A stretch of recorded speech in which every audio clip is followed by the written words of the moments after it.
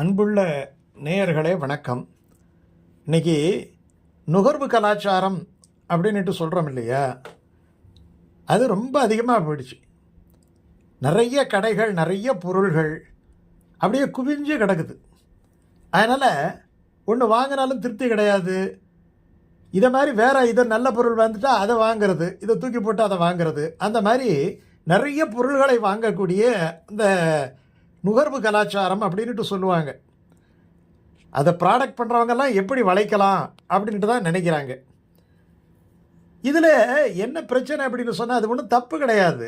ஆனால் ஒரு லட்ச ரூபா சம்பளம் வாங்கினவங்க கூட ஏதாவது மிச்சப்படுத்துகிறாங்கிறாங்கன்னா மிச்சப்படுத்துறது கிடையாது. 1,00,000 சம்பளம் வாங்குறவங்களுக்கு மாதம் மாதம் ஒரு 10,000 15,000 கடன் வந்துடுது. ஏன்னா அத்தனை பொருள் கிரெடிட் கார்டு இந்த மாதிரி வாங்கிடுறாங்க. இப்போ பொருள்களை வாங்கிறதுங்கிறது இது நமக்கு தேவை, அதனால் நம்ம வாங்குகிறோம் என்கிறத தாண்டி இது ஒரு பெரிய கௌரவ பிரச்சனையாக இருக்குது.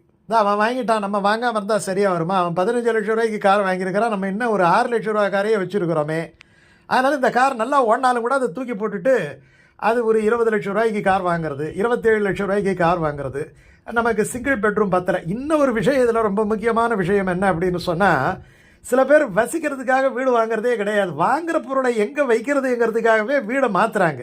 ஒரு 10,000 ரூபா வாடகை கொடுத்துட்டு நல்லா இருந்த வீட்டில் மாற்றி சில பொருள்களுக்காகவே பெரிய வீடாக வாங்கி இப்போ பாருங்கள், எக்ஸ்ட்ரா ஒரு 10,000 ரூபா 15,000 ரூபா கொடுக்க வேண்டியிருக்கு. 25,000 ரூபா வாடகை, 30,000 ரூபா வாடகை உள்ள இடத்துக்கு போக வேண்டியிருக்கு. அதுவும் இல்லாட்டி போனால் 3 பெட்ரூம் ஃப்ளாட்டு வாங்குறாங்க 80 லட்சம் போட்டு. அது இஎம்ஐயில் பார்த்தீங்கன்னா லட்ச ரூபாயில் எவ்வளோ ரூபாய் இஎம்ஐ? 45,000 50,000 இஎம்ஐ கட்ட வேண்டியிருக்கு. அப்புறம் காரு லுட்டுலுது எல்லாம் பார்த்தோம்னா இவங்களுக்கு மாதம் கடன் வாங்க வேண்டியிருக்கு. இந்த ஒரு அறிஞரை பற்றி சொல்லுவாங்க. அவர் பெரிய மார்க்கெட்டுக்கு டெய்லி வருவாராம். அந்த பொருளெல்லாம் சுற்றி பார்த்துட்டு பேசாமல் போயிடுவாராம். இந்த கடைக்காரன் கேட்டானா, என்ன பெரியவரே டெய்லி வரீங்க, பார்க்குறீங்க, போயிடுறீங்களே, ஏதாவது வாங்குறது இல்லையா? என்னைக்காவது ஒரு நாளும் ஒரு பொருளும் வாங்க மாட்டேங்கிறீங்களா? என்ன உடனே நான் யோசனை பண்ணி பார்க்குறேன், ஏதாவது எனக்கு யூஸ்ஃபுல்லான பொருள் ஏதாவது இருக்குமான்னுட்டு நான் சுற்றி பார்க்குறேன். ஏன் ஒன்றுமே இல்லையாங்கிறேன். ஒரு பொருளும் இல்லைப்பா, எனக்கு ரொம்ப அத்தியாவசியமான பொருள் ஒன்றும் இதில் இல்லையே. இதில் இருக்கிற பொருள் என்ன செய்யுமோ அதெல்லாம் நான் ஏற்கனவே செஞ்சுட்டு இருக்கிறேனே.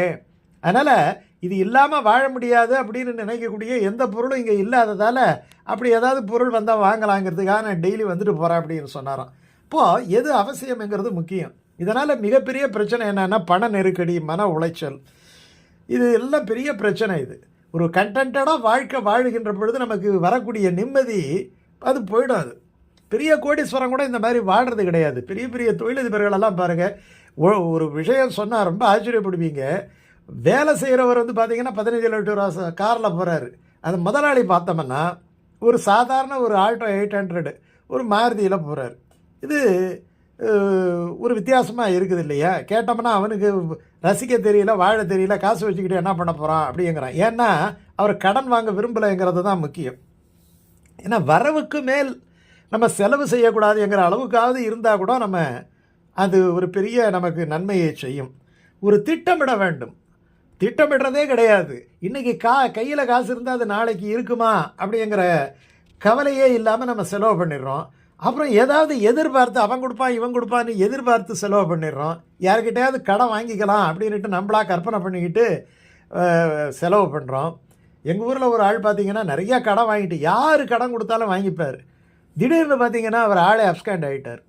இப்போ கடன் கொடுக்குறவெல்லாம் தேடிக்கிட்டு இருக்கிற மாதிரி ஆயிடுச்சு. அப்படி ஒரு நிலவரம் நிகழ்ந்து விடக்கூடாது இல்லையா? ஒரு பார்த்திங்கன்னா ஒரு 10 பனியன், 5 பனியன் இருக்கலாம், 6 பனியன் இருக்கலாம், 10 பனியன் இருக்கலாம். அப்படியே டஜன் கணக்கு 30 பனியன், 20 பனியன். அதே மாதிரி வேஷ்டி பார்த்திங்கன்னா நிறையா, பேண்ட்டு பார்த்திங்கன்னா நிறையா பேண்ட்டு.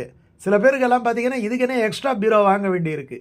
இது கேட்டோம்னா அவங்க நான் ஒரு நாள் போகிற சட்டை மறுபடி போகிறதுக்கு 30 நாள் ஆகும் சார் அப்படிங்கிறாங்க.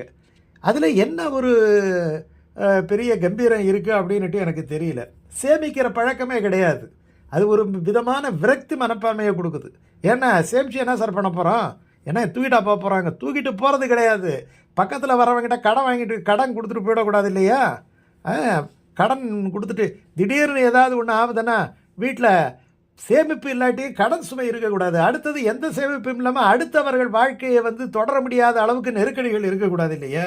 அந்த அளவுக்கு இருக்கணும். அதனால் ஒரு பொருளை வாங்குகின்ற பொழுது அந்த பொருள் நமக்கு அவசியமா அந்த பொருள் இல்லாமல் நம்மால் வாழ முடியாதா? நிச்சயமாக அந்த பொருள் வாங்கித்தான் ஆகணுமா? நிச்சயம் வாங்கணும்னா வாங்கித்தான் ஆகணும். ஒரு பொருள், முக்கியமான பொருள் ஒன்று வேணும், காலில் போட்டுக்கிறதுக்கு ஒரு செருப்பு வேணும், வாங்கிக்கலாம். ஒரு சாதாரண செருப்பு விட கொஞ்சம் மீடியமாக கூட வாங்கிக்கலாம்.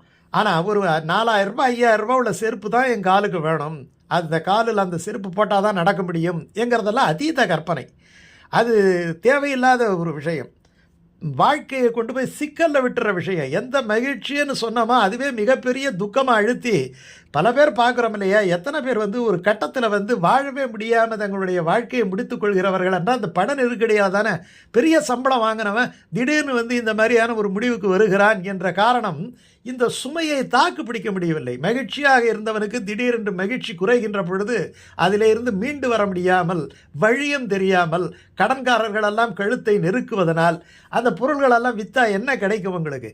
ஒரு 50,000 ரூபாய்க்கு ஒரு சோஃபா செட் வாங்குகிறோம்னா அதை ரீப்ளேஸ் பண்ணோம்னா 4000 5000 கூட கிடைக்காது. ஒரு கார் வாங்கி 2 வருஷம் கழித்து விற்றோம்னா 4 லட்சம் ரூபாயிலேருந்து 3 லட்சம் ரூபா வரைக்கும் கம்மியாக போகும். இவர் செலவு பண்ணது, இவர் இன்சூரன்ஸ் கட்டினது எல்லாம் போக என்ன கிடைக்கும் உங்களுக்கு?